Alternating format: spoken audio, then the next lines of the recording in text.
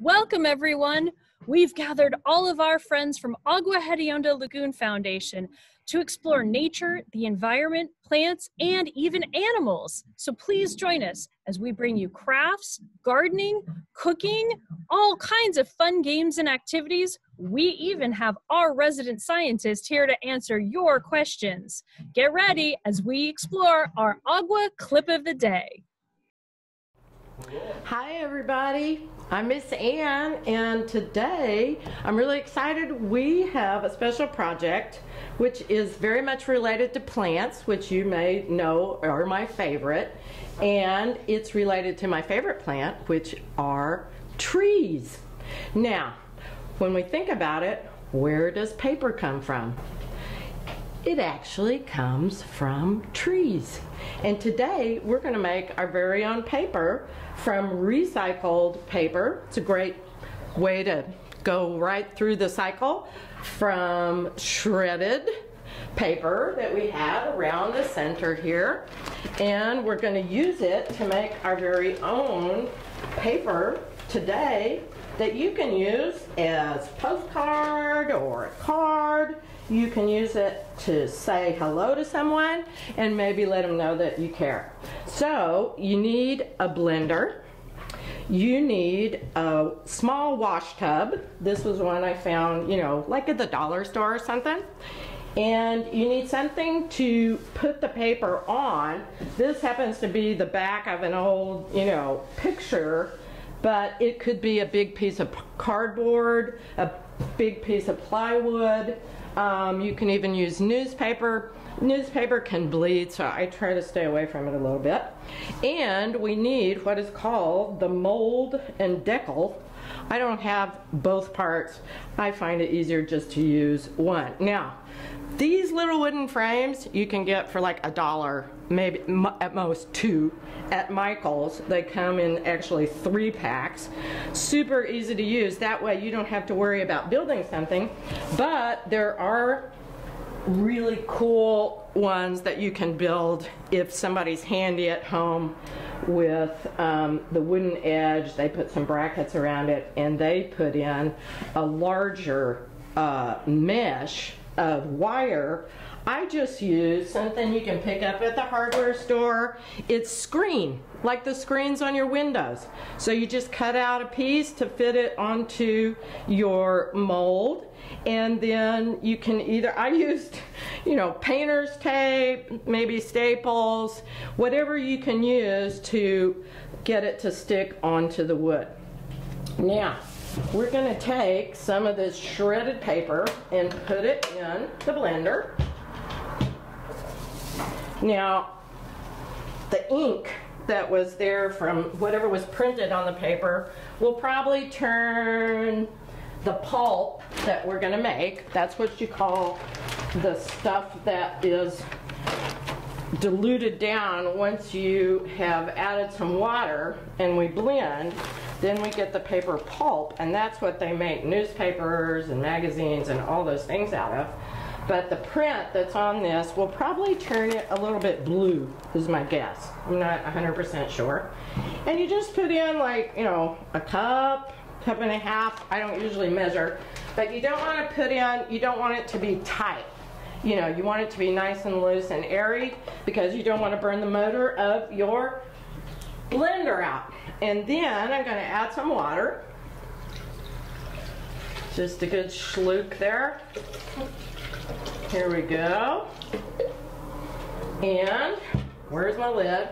Very important. You really don't want this going flying all around your space. And you notice that I'm using a nice plastic tablecloth here because it can be a little messy. Creativity often is. All right. So I'm going to hit the power button and we're going to have a loud whir here.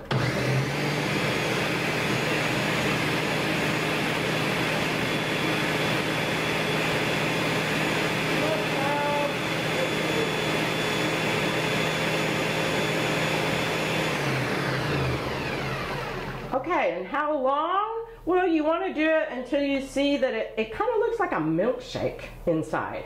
It goes from in those little strips of paper to this mushy stuff.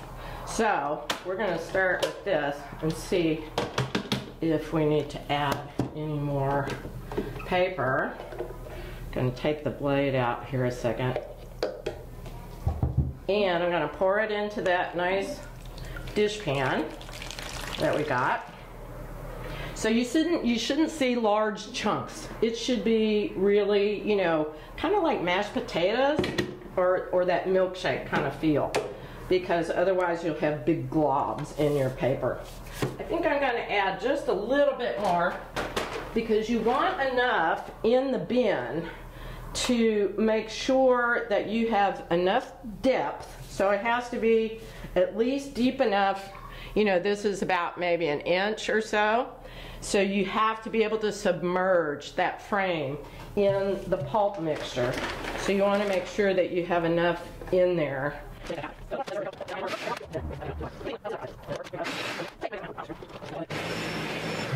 Okay, add this to our first batch. There goes that blade again. And get busy making our paper. Yeah, so it looks like kind of a bluish purple mush at this point. And I think that we have plenty in there to do the submersion. Now, there's two sides to this mold. One is deep, and that's really, you know, great because it has these nice edges that will keep your piece of paper looking like a little postcard. But I have found that I actually like using this flat side, because when I use the deeper side, it gets a little bit thick. Now, not that thick paper isn't cool. I think it's great. You could use it to do all kinds of stuff with, but I'm going to try it first on this flat side and see what happens. So I'm going to submerge this mold. Going to make sure that I get plenty of that pulp material over it, because that's the magic paper. Going to lift it up. Now, because I'm using this flat side, I have all this edge, so I'm just going to kind of knock that off. And the great thing about handmade paper is it doesn't have to be perfect. This is not machine made. This is something that you yourself are creating with your own hands, and so it should look different than the paper that we get to put in our computer. Now, I use just a, you know, sponge, cellulite sponge from, again, the 99-cent store, and I kind of dab it a little bit, not much, on the top. You want to be gentle or you'll tear. The fibers are locking together just like they do when it's at a big factory. And I go underneath and really try to get some of that moisture out. Just dabbing the sponge underneath. That's why I like this size, because they're nice and small and I can handle them easily. And then I'm going to take it, and I have my board ready there, and I'm just going to flip it over. Alright, so we're going to take it and flip. Then I'm going to take the sponge again, kind of press all around that screen area there where the paper is being made, and lift off. And there you have it. Now, I happen to also love to incorporate other things from like the garden, from the natural environment around, so I decided to dry some little rose petals, and I'm going to just stick those on there. Just boop. Yeah, a little tap so that they cling onto the fibers of our newly made paper, and that way whoever gets this is going to have not only the cool paper, but a little bit of my roses from home. Now, of course, because I wanted you to see the finished product, because this is wet. This requires patience. You're going to have to wait. I like to wait at least a day. If it's a nice sunny day, it might just be a couple of hours. But I like to leave mine on the board for a day to get really nice and dry so I don't have to worry about tearing it. But I made some yesterday and put those little rose petals on there. I really love them. And yes, okay, it's not going to be shiny flat like your computer paper, but you can write I love you right there on your paper. So easy